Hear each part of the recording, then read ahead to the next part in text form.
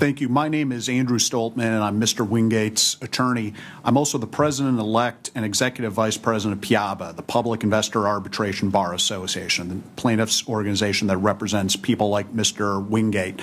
Unfortunately, Mr. Wingate is the poster boy for why a fiduciary duty is needed. There are literally hundreds of thousands of Mr. Wingates out there in America who get taken each and every year because there isn't a fiduciary duty.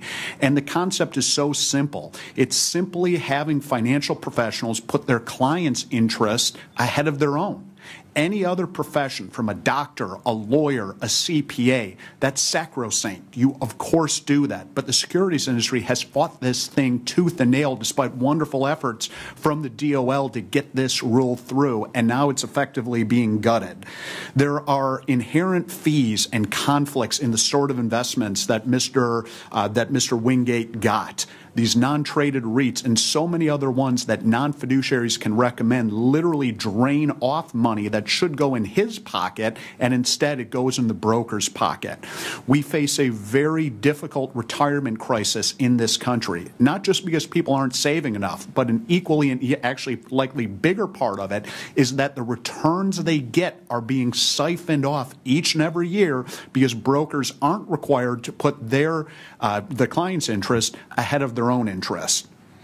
Right now, under the suitability standard, brokers can get away with doing stuff like recommended conflict-laden and fee-laden investments to people like Mr. Wingate. It allows brokers, not having a fiduciary duty, to take the square peg in the round hole approach, not caring what's for the client's best interest, but rather what pays the broker the most in terms of fees and commission.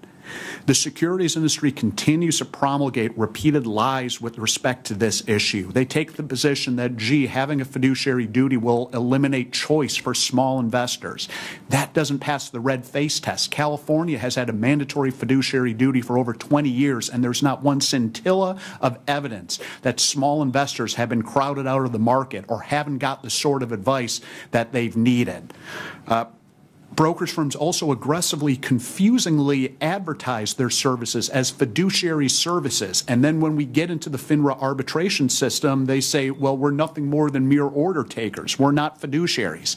So they can't have it both ways.